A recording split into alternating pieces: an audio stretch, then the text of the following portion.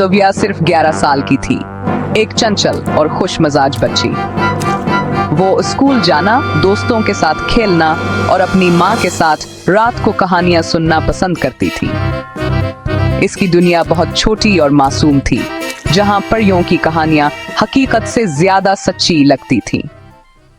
लेकिन जिंदगी हमेशा कहानियों जैसी नहीं होती। ज़ोविया का ताल्लुक एक गरीब मगर मेहनती खानदान से था।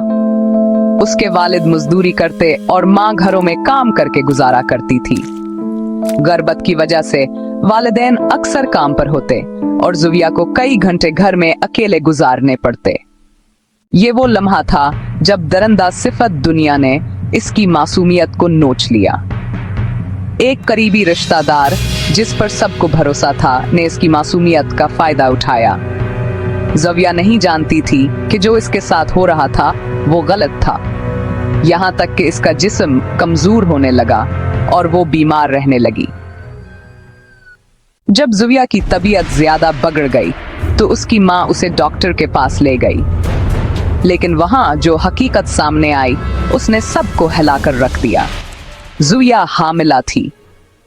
ये खबर किसी जिलजिले से कम न थी। माँ पर सख्ता तारी हो गया।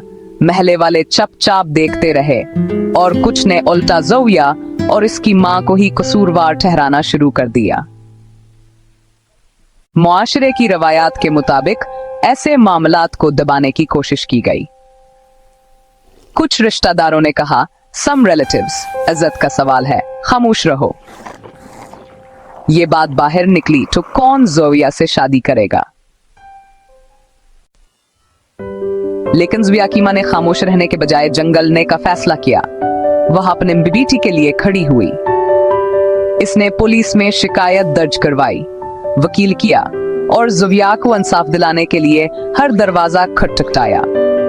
अदालत में एक बीजिंग के बाद मुजरिम कवास्के की एक सजा मिली।